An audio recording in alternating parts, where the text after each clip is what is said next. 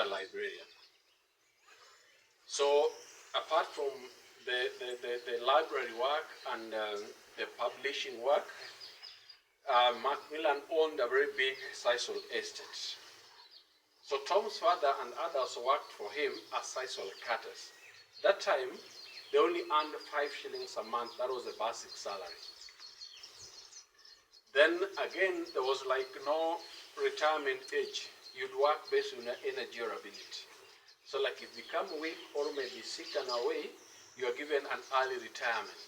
Then upon retirement, you carry home a slasher, panga, jembe, wheelbarrow, bicycle, radio. There was no money. So that is exactly where Tom was born. Tom would start his schooling at Kaba. Kaba was a Catholic missionary school, that is for his lower primary. Then later, Tom would be transferred to St. Mary's Yala for his upper primary. When Tom was done with the primary education, he'd be registered at what was called the Holy Ghost Secondary School. Now Holy Ghost is today Mangu High School. Tom would train there for only 2 years, that is Form 1 and Form 2. Unfortunately, citing lack of school fee, Tom dropped. Actually, his father could not raise 36 shillings, which was the school fee for Mangu that time. The colonial government had preserved what we call a P3 teaching course for the dropout students. Tom would have trained as a primary teacher, but lucky enough, he was a devoted Catholic. He had a good connections and relations with the Catholic leadership. Tom was an altar boy for many years, and he had even thought of becoming a priest. But remember, the first Catholic missionaries who entered into Kenya had closely worked with the colonial government. So Tom thought he would be associated with that kind of treatment. He gave up from becoming a priest, but he would remain a devoted Catholic. Now, because of that connections, Tom would be made away to a gym school in Lower Kabete. There was a college called the Royal Sanitary Institute. Tom would train there as a sanitary inspector. Now, sanitary inspectors are public health officers today. Now, upon completion of his course, Tom would directly be employed by the Nairobi City Council. He worked as a sanitary inspector, and Tom became the first African to be employed in such capacity. That was actually a job that was meant and preserved for the whites. So this is where most of Tom's problems would start, because the whites who worked with him could not believe they were like sharing the same responsibility with the black. So Tom had to be given quite different treatment as opposed to the whites. For example, the whites would smartly dress on a suit. Tom would be forced to wear a kind of uniform. A white khaki shirt, stocking, and some shoes. They would be driven on a Land Rovers, as opposed to Tom would be forced to trek as he goes through his normal duties. Tom would be paid a fifth of what the white colleagues doing the same job would be paid. There was a lot of restrictions, like they not allow him to inspect the premises, health facilities, and even the companies that belongs to the whites. Instead, you would only be allowed to do that with those that belongs to the blacks. So this is what would motivate Tom to come up with different groupings that would speak on behalf of the workers and at least negotiate for their salaries and wages. So Tom would start by calling small groupings into his office, a group of 4, if more 8. He would sit them down, collect their grievances and complaints. Then Tom would be courageous enough to present this before the colonial masters. Now, these small groupings grew into other associations. We had there was the local workers' union authority. Now, the local workers' union authority would only accommodate the health workers alone. So other sectors who had the same problem still would sneak into Tom's office to present their grievances and complaints. This would be expanded into what we call the labor movement. Now, labor movement was a big organization that should now accommodate all the workers across the country. So Tom would bring in few of the courageous Africans into the organization. Actually, this is why they met with the likes of Kenyatta. That time, Kenyatta as well worked for Nairobi City Council, but Tom was actually Kenyatta Senior. Tom was a sanitary inspector. Kenyatta was only a meter reader. But then they had like same vision. So they would go all over the nation, they sensitize people, register them, and make sure they understand why it was important for them to join the organization. Now, these small groupings grew into other associations. From the labor movement, it would be expanded to what we call the trade union movement. This was a big organization that now went all over African countries. But in between, before in around 1952, there was what we call a state of emergency. That came after other organizations had cropped in. And we had like the Mount Kenya Muffins, we had the Mau Mau, which actually became a threat to the colonial government. So a state of emergency had to be called so that these organizations would be banned. But labor movement was spared. Tom, as the pioneer, believed it was right to fight for the independence as it was being claimed by the Mau Mau. But Tom had wanted this to be done in a diplomatic way. You know, Mau Mau at times would loot, grab, even kill the whites. So Tom didn't see the need of grabbing, lootings, and even killings. So that is why the labor movement would be spared. Come 54, it was expanded and it became a trade union movement, a big organization that went all over African countries. Tom became the very first Secretary General. Now, even though he had dropped in Form 2, Tom would study through what we call correspondence. Correspondence is like online learning. He would not have time to sit in a class, but Tom would identify an institution. Then the write-ups would be sent to him through the poster. Then he would do them bit by bit. But again, the same year, Tom would be privileged to be given a scholarship through the organization to the Ruskin College. Ruskin College is a branch of the Oxford University. Here, Tom would take a course on economic planning and development and labor-related activities. But Tom did not leave it there. He again decided to register himself at the Oxford University. Now is a political scientist. At the Oxford University, Tom did two things. One, he would still stand up for the right of common person. Tom would do this by writing journals and articles, and this would be globally spreaded. Basically, this was on the suffering of the Africans in the hands of the colonial masters. Then again, Tom decided to enter into the university politics. He vied for the student leadership, and Tom became like the first and the only African elected student president at the Oxford University. Now, you'll be given an opportunity to give an acceptance speech, which of course Tom gave a 2 hours and written speech. And this would like surprise the entire world. He became the first African to give such kind of a speech. His speech earned him several great friends. He met the likes of William Scheinman. Scheinman was a Jew, but had American citizenship. He's one man who did not like to associate with blacks in any way. But when he had Tom's speech, at first he thought Tom was a black American. Realizing Tom had come from Africa, Kenya, and would like spend the rest of his life in Africa, he said Tom was genius. Actually, he said Tom was only an African in his color, but in his brain, he was beyond Africa. They became very close friends. Now, in 1956, they parted. Tom returned home. Scheinman went back to the US.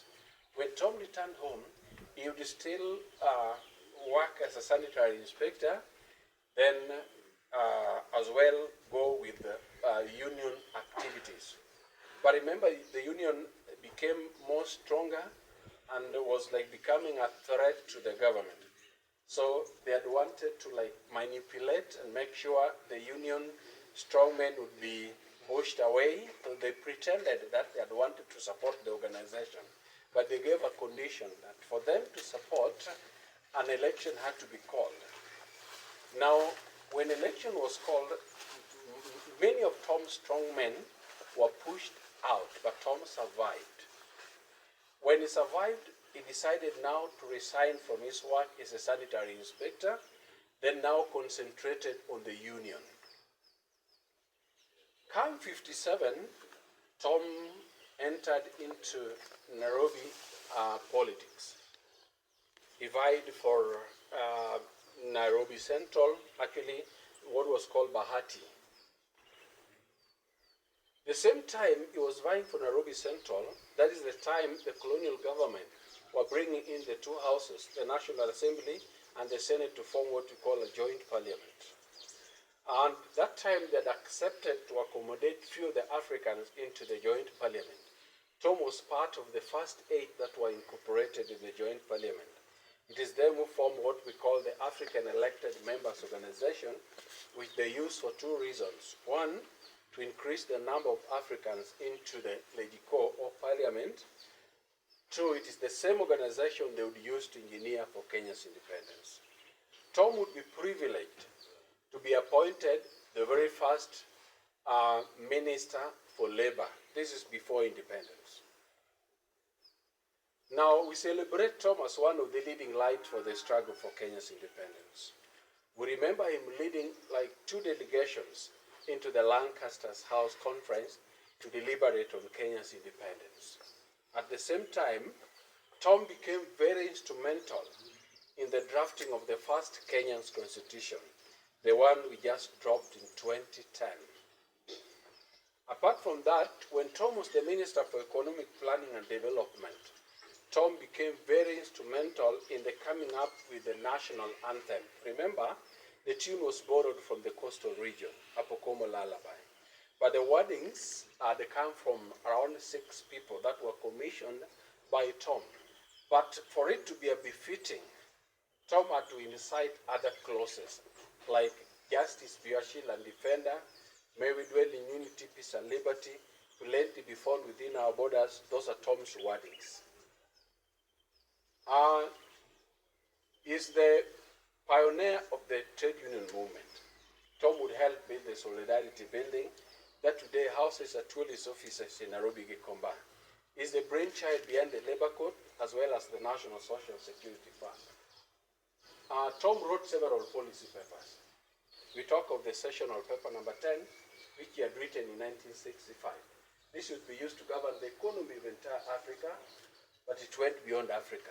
Countries like Singapore, Malaysia, India, South Korea borrowed this. Apart from that, Tom would write several policy papers. Tom was a great Pan-Africanist. At the age of 28, Tom had become the chair to the Pan-African movement. And he would help, he was among those who were pushing hard for the United States of Africa. This was manipulated, and later they succeeded to divide Africa into more than 50 countries. Apart from that, Tom came up with a grand project. Sheinman, the guy who he had met, later would organize for him a meeting with the committee that was in charge of Africa. So Tom would meet the likes of Martin Luther King, John F. Kennedy, Harry Belafonte, Jackie Robinson, Cora Wise, and others. Then they would come up with a foundation. This was called the African American Student Early Foundation that saw several Kenyans and Africans through scholarship. Like in Kenya, we celebrate the likes of Wangari Maathai, journalist Philip Ochieng, Kamoto, Saitoti, Kibaki, Onyonka, S.K. Macharia, Obama Sr., and just a few to mention, but the list is huge. He died a political death, a political assassination. Tom's death had come as a result of what we call the succession battle. Remember, coming to power, Kenyatta was 70 years of age. And the first formation of the government was actually not through an election. It was through an agreement, consensus. Then later, there were election of 61. There was an election of 66, and that was after the resignation of Jaramogi Oginga Odinga as the vice president. In 66, when there was the Limuru conference and Jaramogi was not happy with the outcome of the meeting and resigned, there was an election. This time round, Jaramogi came with the KPU and others were with the KANU.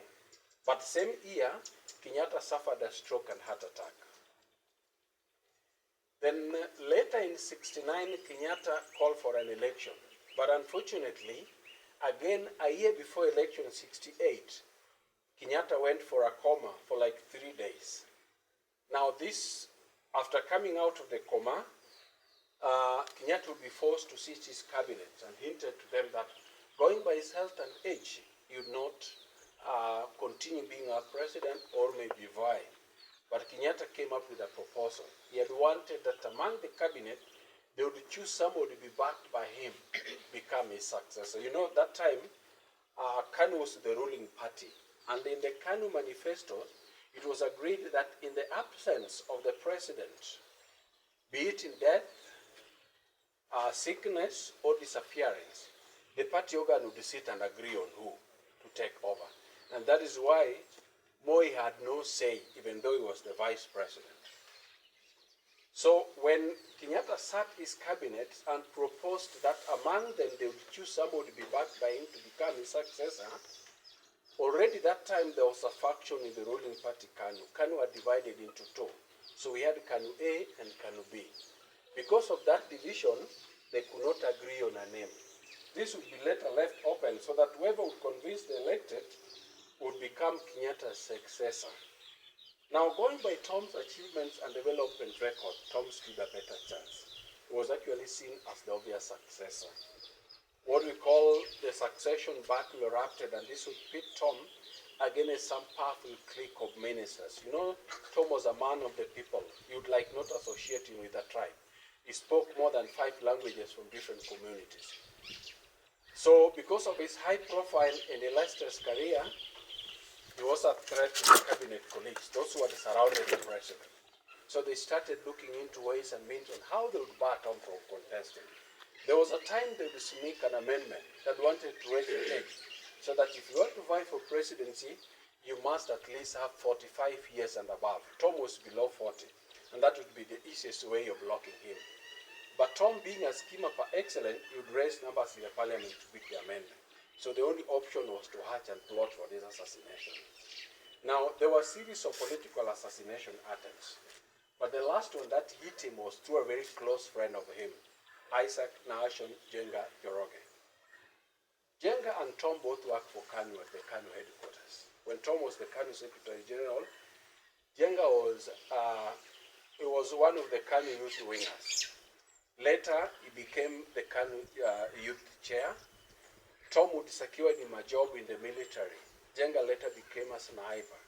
So Tom decided to have him as the head of his security details. By the time Jenga was gunning Tom down, Jenga was among the KANU youth wingers that Tom had taken to Bulgaria to be trained as police reservist. Even though Jenga was given a special military training as a sharpshooter. So when they returned for Bulgaria, Jenga would be approached by Tom's rivals, who had argued they were in a better position to form the next government, and Tom was like blocking their way. So they had wanted him completely out of their way. So having been promised a lot of things, Jenga accepted to take the job. Now, because he was very close to Tom, he monitored him closely. On the 5th of July 69, a Saturday, Tom woke up as usual and drove to the office. Addressing his handlers, he had wanted to work half day. He had actually complained of a dry skin and a little bit of high blood pressure. So Tom had wanted to seek some medical attention. But again that day there was a football match between Gor Mahia against Abalua FC. Tom, as the Gor Mahia patron, had wanted to watch this match at the city stadium. So at around 12 noon, he left the office and drove to the Chan's pharmacy. Just before he left, somebody had called him. But the guy had argued he had a private but an urgent discussion. And that is exactly why Tom had to release all his handlers and drove alone. He was going to meet a prominent person. But now, parking his car just by the pharmacy, the first person he met was Jenga. Remember, him and Jenga were meeting for the first time after Jenga had come from Bulgaria. So these are guys who had the shook hand, they had a little discussion. And as Tom walked in, he even requested Jenga to hang around so that he would accompany him for lunch and later to the field. Little did he know that Jenga was there after his life. So he went inside. He bought the lotions, and as he walked out, Jenga did not hesitate. He shot him twice. Tom would be rushed to the Nairobi hospital. Unfortunately, he died upon arrival. Immediately the death announcement broke. What followed was the protests, demonstrations, lootings, and all that. And the entire nation had come to a standstill. So Tom had to be buried as quick as possible for the normalcy to return. Within 6 days, everything was done. So on the 9th, the body would be driven from Nairobi to Homa Bay, St. Paul's Catholic. The next day on the 10th, the body driven home. Then the following day on the 11th, Tom would be laid to rest here. 2 years later, the family and most of Tom's friends, most of from the US, raised money towards the building of this museum. Actually, a museum is a final resting place of a great person. They had wanted to have this as a permanent memorial in Tom's honor. Now, if you're keen at the main building, right from the base to the tip, this takes a bullet shape, just to tell the kind of death that Tom had met. If you're keen at the door, there's a symbol of a coffin and a cross. We usually use cow skins or maybe mats to bury, but by the time of Tom's death, the coffin had been introduced. So Tom was not buried using a cow skin or maybe a mat as it used to be. We've preserved just a fraction of his collections, that is in terms of presents, gifts, awards. A lot of them are not here just because the house could not accommodate everything. But then there's a plan to put up a bigger building to supplement this, so that we'll have all his collections gathered together. The other side is our family cemetery. But then there's the small grave just after the benches. Remember the American, William Shyman? Yeah, later he would like surprise the entire world by writing a will to the effect that in time of death, he'd want his body be cremated and the ashes flown and buried next to his friend Tom. So Shyman died months later, 30 years after Tom's death. He actually died in the US, the body cremated, the body burned, then the ashes flown and buried next to his friend Tom. That was by his will. Now, Jenga would later be apprehended and presented before the court. In Jenga's defense, he said he was sent by a big man, though he did not mention who the big man was. Up to date, the big man remains a mystery. We were made to understand that Jenga was sentenced to hang, but then the history remains that it's not clear whether he was hanged or not, even though there has been a lot of speculations. But Tom's case is still open. So going by the Kenyan constitution, you may not speculate on what is still before the court. So lazima tunasubiri. Yeah, so